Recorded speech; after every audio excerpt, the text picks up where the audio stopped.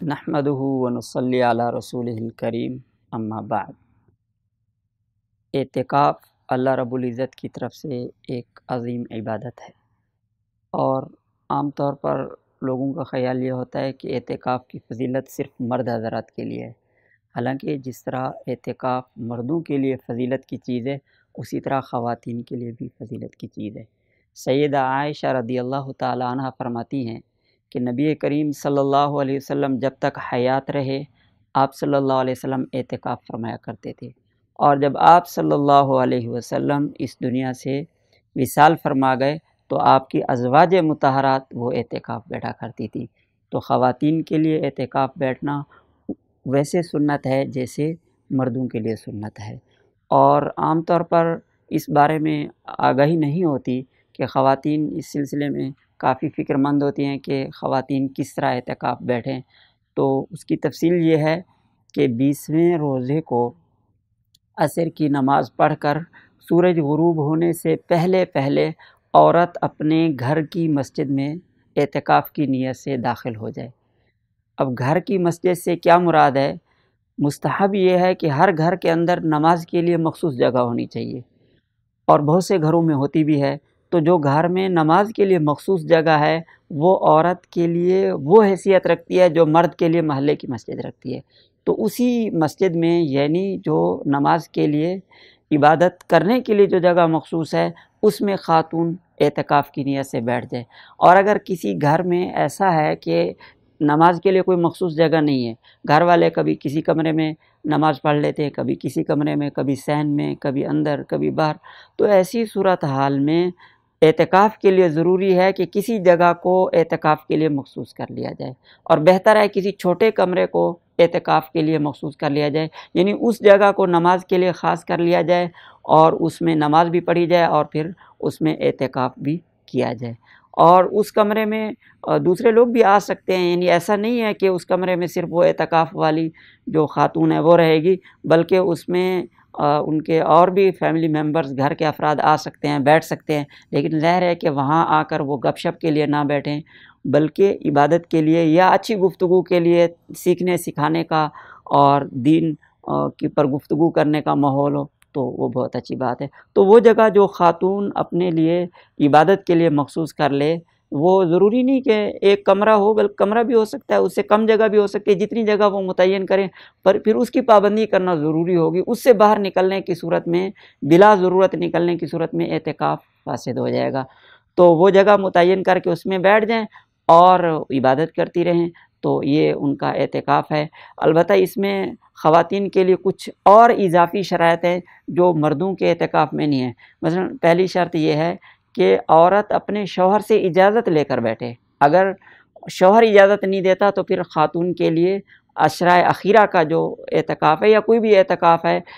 چونکہ ہماری گفتگو یہ عشرۂ اخیرہ یعنی رمضان المبارک کے آخری 10 دنوں میں جو اعتکاف ہوتا ہے اس سے متعلق ہے، تو اس عشرۂ اخیرہ کے اعتکاف کے لیے بھی ضروری ہے کہ خاتون اپنے شوہر سے اجازت لے۔ اگر وہ اجازت نہ دے تو پھر اعتکاف نہیں بیٹھ سکتی۔ ہاں، جب شوہر نے ایک بار اجازت دے دی، اعتکاف شروع ہو گیا، تو پھر اس کو منع کرنے کا اختیار نہیں۔ اور دوسری شرط یہ ہے کہ عورت وہ پاک بھی ہو، یعنی ان کے جو ماہواری ہوتی ہے کا خون ہوتا ہے، یا جو بچہ پیدا ہونے کے بعد نفاس کا خون آتا ہے، تو اس طرح کی کنڈیشن نہ ہو، یعنی عورت ایسی حالت میں نہ ہو جس میں ان کے لیے روزہ رکھنا یا اس کے لیے نماز پڑھنا جائز نہیں ہوتا، بلکہ اس سے پاک ہونا ضروری ہے۔ اگر کسی عورت کو یہ اندیشہ ہے کہ میں اعتکاف بیٹھوں گی تو 1-2 دن بعد وہ ماہواری کا وہ آ جائے گا،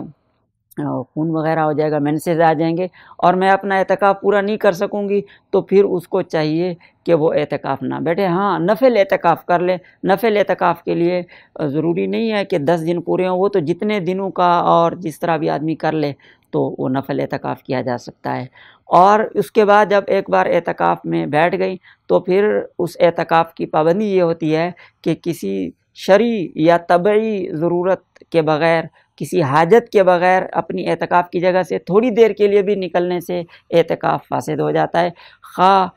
جان بوجھ کر آدمی نکلے یا بھول کر نکلے۔ تو اس اعتکاف والی جگہ میں بیٹھ کر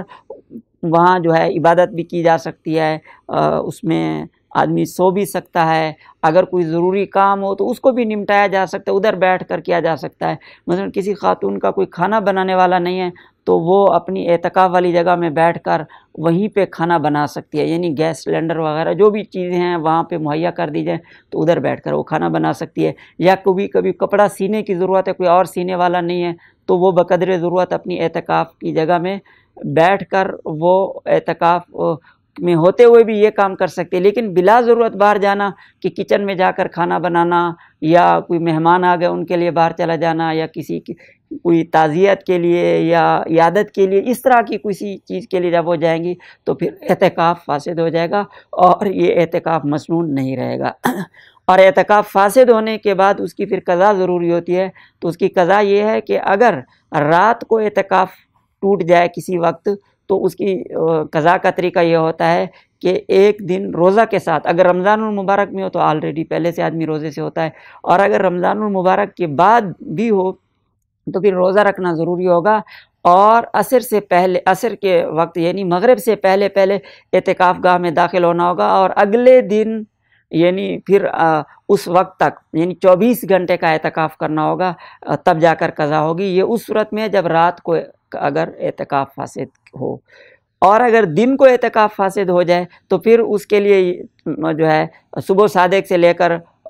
اس تک مغرب کی نماز تک، گویا کہ جو روزے کا وقت دورانیہ ہوتا ہے تو ایک روزہ اور اس دورانیہ کے اندر یہ اعتکاف یہ اس کی قضا ہوگی۔ تو اعتکاف خود بخود توڑا جائے یا وہ ٹوٹ جائے تو دونوں صورتوں میں اعتکاف کی یہ قضا ہے، یہ کرنا ہوتی ہے۔ تو یہ خواتین کے اعتکاف کا طریقہ، اس کی پابندیاں اور اس کا فاسد ہونے کی صورت میں اس کی قضا کا طریقہ تھا۔ اللہ رب العزت ہمیں اس عظیم نعمت سے فائدہ اٹھانے کی توفیق دے، اور ہمیں اس مبارک مہینے کے اس مبارک عمل کو اس کو اپنے لیے باعث نجات بنانے اور اپنی خوشنودی کا ذریعہ بنانے کی اللہ رب العزت ہمیں ہمت اور توفیق